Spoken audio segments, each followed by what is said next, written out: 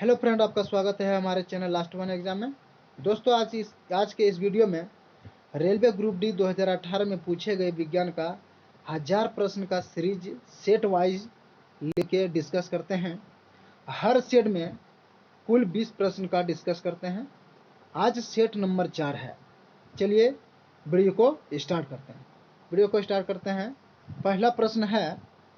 पहला प्रश्न है कार्बन परमाणु के बारे में 12/6 सी से क्या निष्कर्ष निकाला जा सकता है। 12/6 से क्या निष्कर्ष निकाला जा सकता है। तो वो निष्कर्ष मतलब है 12, वो है द्रव्यमान, ठीक है। उससे निष्कर्ष क्या निकाला जा सकता है, बी, ऑप्शन नंबर बी।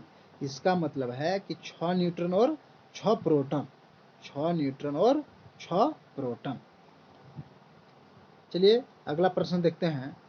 अगला प्रश्न संख्या 2 होता है डैश एक जटिल अस्थायी उत्तक है। जटिल अस्थायी उत्तक 2 है। कौन है? जाइलम और फ्लोएम होते हैं। कौन कौन होते हैं? जटिल अस्थायी उत्तक कौन कौन होते हैं? जाइलम और फ्लोएम। तो इस ऑप्शन में कौन दिया है? जाइलम। तो ऑप्शन नंबर सी, 2 का ऑप्शन नंबर सी। चलिए अगला प्रश्न देखते हैं। प्रश्न संख्या 3, तीसरे आवर्त में मौजूद तत्वों में डैश कक्षाएं हैं। कितनी कक्षाएं हैं? Option number D, KLM। चलिए अगला प्रश्न देखते हैं। प्रश्न संख्या 4 कहता है जिस परमाणु के बाह्य कक्षा में इलेक्ट्रॉनों की संख्या पूर्ण होती है उसकी संयोजकता डैश होती है। उसकी संयोजकता कितनी होती है? ऑप्शन नंबर ये 8 होती है। उसकी संयोजकता 8 होती है। किसी भी परमाणु कक्षा पे जो है प्रोटॉन जो संख्या है परमाणु संख्या में, उस बाहरी कक्षा में कितना इलेक्ट्रॉन होती है? 8। बाहरी कक्षा में इलेक्ट्रॉनों की संख्या कितना हो सकती है? 8। चलिए अगला प्रश्न देखते हैं। प्रश्न संख्या 5, सोडियम से क्लोरीन की ओर जाने पर परमाणु आकार डैश होती है। सोडियम से क्लोरीन की ओर जाने पर मतलब देखिए आवर्त सारणी में बढ़ रहा है। क्या बढ़ रहा है? सोडियम से क्लोरीन बढ़ रहा है। तो आप ये नियम जानते होंगे, अगर आवर्त सारणी में अगर बाएं से दाएं जाइएगा तो परमाणु आकार और परमाणु त्रिज्या दोनों क्या होता है? घटता है। तो यहाँ क्या होगा? जब आवर्त सारणी में आगे बढ़ रहे हैं तो क्या होगा? सोडियम से क्लोरीन की ओर जाता है तो बढ़ रहे हैं आगे, तो क्या होगा? यहाँ घटेगा। ऑप्शन नंबर ये घटेगा। अगला प्रश्न देखते हैं। प्रश्न संख्या 6, स्थितिज ऊर्जा किसके बराबर है? तो किसके बराबर है? ये फार्मूला है। ये किसके बराबर है? mgh। अगला प्रश्न देखते हैं। प्रश्न संख्या 7 होता है यदि 6 न्यूटन और 5 न्यूटन के दो बल एक वस्तु पर एक ही दिशा में लगे तो उसका जो कार्यरत बल कितना होगा? तो दोनों का योग हो जाएगा। देखिए एक वस्तु पर दो बल एक ही दिशा में लगेगा तो दोनों का बल क्या होगा? जुड़ जाएगा। Option number B. जब दो बल एक वस्तु पर एक ही दिशा में लगे तब जो है दोनों बल जुड़ जाएगा। Option number B, 15 newton. Okay, 10 और 5 15 न्यूटन। अगला प्रश्न देखते हैं। प्रश्न संख्या 8 कहता है निम्नलिखित में से किस तत्व में उच्च आयनीकरण ऊर्जा होती है? तो किसमें होती है? Helium, helium. Option number D. अगला प्रश्न देखते हैं। प्रश्न संख्या 9 ऊर्जा उत्पादन के दौरान जब हमारे मांसपेशियों की कोशिकाओं में ऑक्सीजन की कमी होती है तो 6 कार्बन अणु डैश कार्बन अणु में परिवर्तित हो जाती है। कितने में होती है? ऑप्शन नंबर बी, 3 में होती है। ऑप्शन नंबर बी 3 में। अगला प्रश्न देखते हैं। प्रश्न संख्या 10 कहता है कैल्शियम हाइड्रोक्साइड के विलयन से जब कार्बन डाइऑक्साइड गुजरती है तो अपक्षेप का रंग कैसा होता है?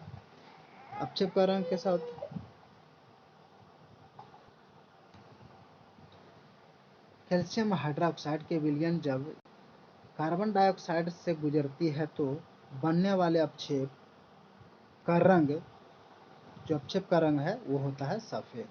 तो कैल्शियम कैसा होता है, हड्डी, सफ़ेद, वैसे याद रख सकते हैं सफ़ेद। ओके, चलिए अगला प्रश्न देखते हैं, प्रश्न संख्या 11। निम्नलिखित में से कौन सा तत्व अधिक इलेक्ट्रोनेगेटिव होता है, अधिक इलेक्ट्रोनेगेटिव होता है, तो वो ऑप्शन नंबर के अनुसार है ऑप्शन नंबर डी। सबसे ऐसे तो इलेक्ट्रॉन नेगेटिविटी जो होता है वो होता है फ्लोरीन, लेकिन यहाँ ऑप्शन इलेक्ट्रॉन नेगेटिव नहीं है, ये बंधुता है, इसके लिए ऑप्शन नंबर डी ही होगा, क्लोरीन। ठीक है, अगला प्रश्न देखते हैं, प्रश्न संख्या 12। प्रश्न संख्या 12, त्वरण की बीमा होती है, त्वरण की बीमा होती है, ऑप्शन नंबर सी। कैसे होगा त्वरण का बीमा निकालने के लिए, अब देखिए त्वरण का एसआई मात्रक क्या होता है, उसका इकाई क्या होता है, मीटर प्रति सेकेंड स्क्वायर। ठीक है, इसको दर्शाते हैं एम एल टी। तो यहाँ एम कितना है, एक है, तो एक देंगे। टी क्या है, एस स्क्वायर क्या है, टाइम है, एल है लेंथ है, कोई लंबाई चौड़ाई इसमें दिया है नहीं, तो इसमें यहाँ 0 हो जाएगा। और यहाँ जो है S2 टाइम कितना है 2, लेकिन बट्टे में है, लेकिन यहाँ हमको क्या करना है, ऊपर में L L M L T लिखा है, तो इसमें -2 हो जाएगा। ठीक है, ऑप्शन नंबर सी। अगला प्रश्न देखते हैं, प्रश्न संख्या 13। प्रोटीन की जानकारी प्रदान करने वाले डीएनए के भाग को डैश कहा जाता है, क्या कहा जाता है, जो जानकारी प्राप्त करता है उसको क्या कहता है, ऑप्शन नंबर डी, 13 का ऑप्शन नंबर डी, जीन। अगला प्रश्न देखते हैं, प्रश्न संख्या 14। प्रश्न संख्या 14 कहता है, रेगिस्तान पौधों की बाह्य त्वचा, रेगिस्तान के पौधों की बाह्य त्वचा पर मोम जैसे पदार्थ की परत पाई जाती है, यह पदार्थ है, मोम जैसी पदार्थ, यह पदार्थ क्या है, यह पदार्थ है D, option number D, cutin. क्या है, क्यूटिन। अगला प्रश्न देखते हैं, प्रश्न संख्या 15 कहता है, दंत चिकित्सक अवतल दर्पण का उपयोग करते हैं क्योंकि इस पर निर्मित प्रतिबिंब डैश होती है, इस पर निर्मित प्रतिबिंब कैसी होती है, तो आभासी और बड़ा, आभासी और बड़ा, आभासी और बड़ा, ऑप्शन नंबर बी। अगला प्रश्न देखते हैं, प्रश्न संख्या 16 होता है, डैश उत्तक पौधों में भोजन का परिवहन करता है, पौधे में जो भोजन का परिवहन करता है वो कौन करता है, फ्लोएम। और जालियम का कार्य क्या है, जालियम का कार्य है जल का संवहन करना, जल का परिवहन करना जो करता है। ठीक है, पूरे पूरे पौधे में जल का परिवहन करता है। ठीक है, अगला प्रश्न देखते हैं, प्रश्न संख्या 17 गुलदाउदी, गुलदाउदी प्रश्न, अगला प्रश्न है, गुलदाउदी में किस प्रकार का वनस्पतीय प्रसार देखा जाता है, तो किस प्रकार का वनस्पतीय प्रसार देखा जाता है, ऑप्शन नंबर डी, चूसक। गुलदाउदी एक फूल है, क्या है, फूल है। ठीक है, चलिए अगला प्रश्न देखते हैं, प्रश्न संख्या 18 बोलता है, उत्तक जो पौधे को कठोर और मजबूत बनाता है उसे कहा जाता है, उत्तक जो पौधे को कठोर और मजबूत बनाता है उसे कहा जाता है, क्या कहा जाता है, उसको कहा जाता है ऑप्शन नंबर ए, स्क्लेरेन कायमा, स्क्लेरेन कायमा कहा जाता है, क्या कहा जाता है, स्क्लेरेन कायमा, ऑप्शन नंबर ये।